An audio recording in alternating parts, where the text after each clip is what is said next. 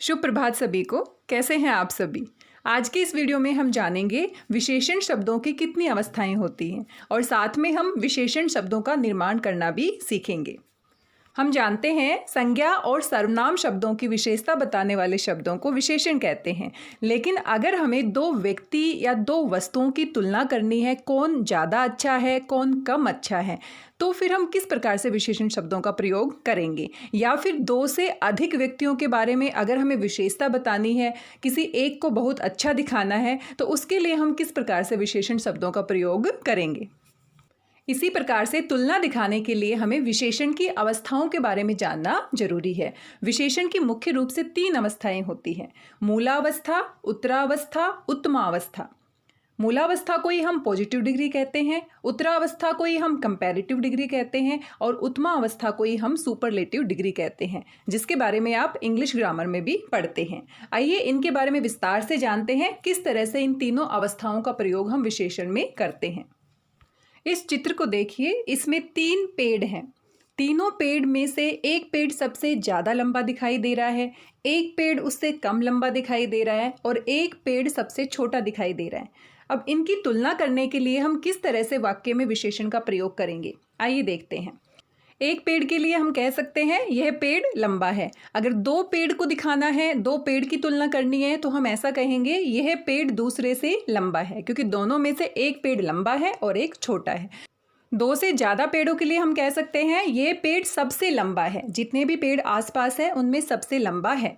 इस तरह से हमने यहाँ पर तुलना दिखाई है। 2 या 2 से ज़्यादा वस्तुओं के बारे में तुलना दिखाने के लिए ही हम विशेषण की अवस्थाओं का प्रयोग करते हैं। आइए और उदाहरण देखते हैं। पहले चित्र में मोहन दिखाई दे रहा है और मोहन काफ़ी मोटा दिखाई दे रहा है। दूसरे चित्र में मोहन और सोहन 2 व्यक्ति दिखाई दे रहे हैं, जिनमें से एक व्यक्ति मोटा है और एक व्यक्ति पतला है।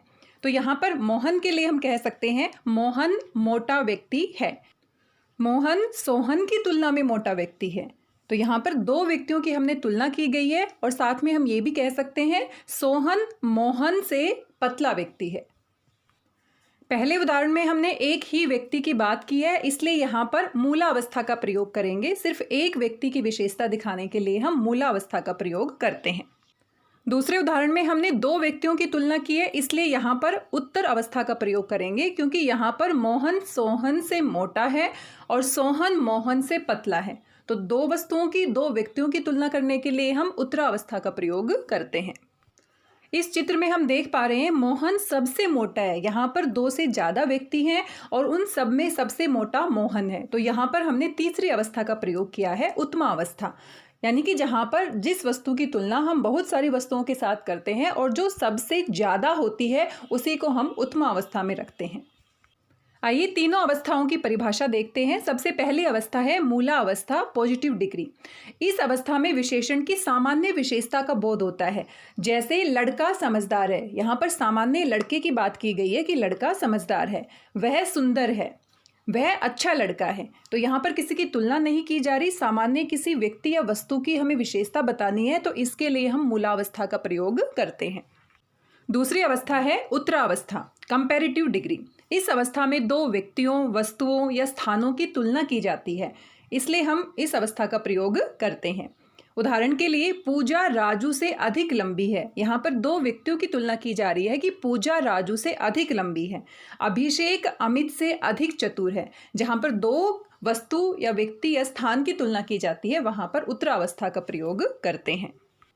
तीसरी अवस्था है उत्तमावस्था, सुपरलेटिव डिग्री। इस अवस्था में 2 या 2 से अधिक व्यक्ति वस्तु की तुलना की जाती है। एक को सबसे अधिक या सबसे कम बताया जाता है। विशाल सभी बच्चों से बुद्धिमान है। यहाँ पर विशाल की तुलना सभी बच्चों के साथ की गई है और सभी बच्चों में वह बुद्धिमान है। तमन्ना सब लड़कियों से सुंदर है। दीपक सबसे काला है। तो यहाँ गुण और दोष के विषय में बहुत सारे व्यक्ति या वस्तुओं की तुलना की जाती है और उसमें एक को सबसे ज़्यादा या सबसे कम दिखाया जाता है। वहाँ पर हम उत्तरावस्था का प्रयोग करेंगे। आइए कुछ उदाहरण देखते हैं। मूलावस्था, उत्तरावस्था, उत्तमावस्था। अगर हमारे पास मूल शब्द सुंदर है तो सुंदर को हम किसी एक व्यक्ति की विशेषता बताने के लिए प्रयोग कर सकते हैं, लेकिन अगर जहाँ पर 2 व्यक्तियों की तुलना करेंगे तो सुंदर की जगह हम सुंदरतर और सबसे ज़्यादा सुंदर दिखाने के लिए सुंदरतम शब्द का प्रयोग करेंगे। ऐसे ही सरल, सरलतर, सरलतम, लघु, लघुतर, लघुतम।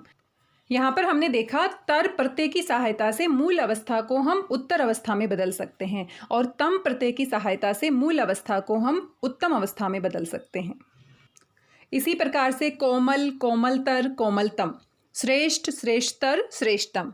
इस प्रकार से हम अवस्थाओं का प्रयोग करके दो या दो से अधिक व्यक्ति, वस्तु और स्थानों के बीच में तुलना दिखा सकते हैं। उत्तरावस्था को प्रकट करने के लिए विशेषण शब्द के अंत में तर प्रत्यय जोड़ेंगे और उत्तम अवस्था को प्रकट करने के लिए विशेषण शब्द के अंत में तम प्रत्यय जोड़ेंगे और इस तरह से हम उत्तर अवस्था और उत्तम अवस्था बना सकते हैं। आशा है इन अवस्थाओं को आप अच्छे से समझ गए होंगे। आइए आगे हम जानते हैं विशेषण शब्दों का निर्माण हम किस किस प्रकार के शब्दों से कर सकते हैं। विशेषण शब्दों की रचना हम मुख्य रूप से संज्ञा शब्दों से, सर्वनाम शब्दों से, क्रिया शब्दों से और अव्यय शब्दों से कर सकते हैं। इनमें उपसर्ग या प्रत्यय लगाकर हम विशेषण शब्दों का निर्माण करते हैं। आइए कुछ उदाहरण देखते हैं। संज्ञा से विशेषण कैसे बनाते हैं। सेना, सेना हमारा संज्ञा शब्द है। इसमें हम प्रत्यय की सहायता से विशेषण शब्द का निर्माण कर सकते हैं। सैनिक, सेना जमा एक प्रत्यय की सहायता से हम बना सकते हैं सैनिक। रोग, रोग से हम रोगी बना सकते हैं। लालच से हम लालची बना सकते हैं। विज्ञान से वैज्ञानिक, यहाँ पर भी एक प्रत्यय का प्रयोग किया है। भारत से भारतीय हम बना सकते हैं। कीमत से कीमती, राष्ट्र से राष्ट्रीय, क्रोध से क्रोधी, इतिहास से ऐतिहासिक। तो यहाँ पर आप देख रहे हैं कि जैसे ही हम प्रत्यय का प्रयोग करते हैं तो जो हमारा नया शब्द आता है वो विशेषण बन जाता है, लेकिन बिना प्रत्यय के हमारा मूल शब्द संज्ञा शब्द है। गुलाब से गुलाबी, मास से मासिक, ग्राम से ग्रामीण। इन सभी संज्ञा शब्दों में हमने प्रत्यय या उपसर्ग का प्रयोग करके इनको हमने विशेषण शब्द बनाया है। ठीक इसी प्रकार से सर्वनाम शब्दों की सहायता से भी हम विशेषण शब्द बना सकते हैं। जैसे मैं से हम बना सकते हैं मुझ सा, आप से आप सा, यह से ऐसा, वह से वैसा, जो से जैसा, कौन से कैसा। म, आप, यह, वह, जो, कौन, ये हमारे सर्वनाम शब्द हैं, लेकिन जब हम इनको परिवर्तित कर देते हैं मुझ सा, आप सा, ऐसा, वैसा, जैसा, कैसा प्रत्यय की सहायता से, तो ये हमारे विशेषण शब्द बन जाते हैं। इसी प्रकार क्रिया शब्दों की सहायता से भी हम विशेषण शब्द बना सकते हैं। खेलना क्रिया है, भूलना क्रिया है, गाना क्रिया है। खेलना से हम खिलाड़ी बना सकते हैं, भूलना से हम भुलक्कड़ बना सकते हैं, गाना से हम गायक बना सकते हैं। पेपर में आपसे पूछा जा सकता है खेलना, भूलना, गाना किस प्रकार के शब्द हैं, तो ये हमारे क्रिया शब्द हैं, लेकिन जब हमने इनको प्रत्यय की सहायता से खिलाड़ी, भुलक्कड़ और गायक बनाया तो अब ये हमारे विशेषण शब्द बन गए हैं। परीक्षाओं में आपको इन शब्दों की पहचान करना भी आता है। पढ़ना से पढ़ाकू, तैरना से तैराक, खोलना से खुला। इसी प्रकार अव्यय शब्दों से भी हम विशेषण शब्दों का निर्माण कर सकते हैं। भीतर से भीतरी, नीचे से निचला, बाहर से बाहरी, दाएं से दायां, पिछले से पिछला, आगे से अगला।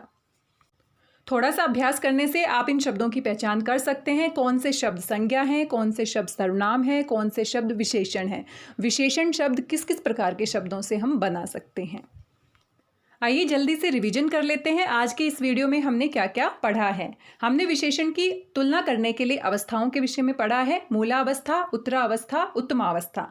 लता मंगेशकर का गायन मधुर है, यहाँ पर मूल अवस्था का प्रयोग किया गया है। लता मंगेशकर का गायन अन्य गायिकाओं से मधुरतर है। मधुरतर यानी कि हमने इसको उत्तर अवस्था में परिवर्तित कर दिया। लता मंगेशकर का गायन मधुरतम है। मधुरतम यानी कि सभी से ज़्यादा मधुर है, तो यहाँ पर हमें उत्तम अवस्था का प्रयोग किया है। साथ ही विशेषण के विषय में कुछ महत्वपूर्ण बातें जानना जरूरी है।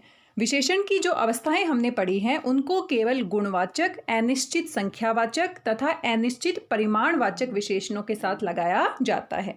गुणवाचक विशेषण में बुरा आदमी, उससे बुरा आदमी, सबसे बुरा आदमी, इस तरह हम तीनों अवस्थाओं को दिखा सकते हैं। अनिश्चित परिमाणवाचक विशेषण में अधिक पानी, उससे अधिक पानी या सबसे अधिक पानी। अनिश्चित संख्यावाचक विशेषण में कम पुस्तकें, उससे कम पुस्तकें, सबसे कम पुस्तकें। उत्तरावस्था में तुलना प्रकट करने के लिए हम से बढ़कर, से अधिक, से ज़्यादा, से कम तुलना करने के लिए हम इस अवस्था का प्रयोग करते हैं। उत्तमावस्था में तुलना प्रकट करने के लिए सबसे बढ़कर, सबसे ज़्यादा, सबसे अधिक, इस तरह के शब्दों का प्रयोग करते हैं। तत्सम शब्दों में उत्तरावस्था को सूचित करने के लिए पीछे तर प्रत्यय का प्रयोग करते हैं और उत्तमा अवस्था को दिखाने के लिए तम प्रत्यय का प्रयोग करते हैं। मूल रूप से तर और तम प्रत्यय का प्रयोग हम तत्सम शब्दों के लिए करते हैं जो शब्द हमारे संस्कृत भाषा से आते हैं। हिंदी के शब्दों के लिए हम से बढ़कर, से अधिक, सबसे बढ़कर, सबसे अधिक, इस तरह से उत्तरावस्था और उत्तमा अवस्था को दिखा सकते हैं। विशेषण के संबंध में हम सारी जानकारी समझ चुके हैं। विशेषण की परिभाषा, विशेषण के प्रकार, साथ में विशेषण की तुलना करने के लिए किन किन अवस्थाओं का प्रयोग किया जाता है, ये सारी जानकारी हमने जान ली है। आशा है आपको समझ में आई होगी। वीडियो के रिगार्डिंग कोई फीडबैक है ज़रूर दीजिएगा। अगले वीडियो में एक नए टॉपिक के साथ मिलते हैं। तब तक अपना ध्यान रखिए, पढ़ते रहिए, स्वस्थ रहिए, मस्त रहिए। Thank you very much. Thank you.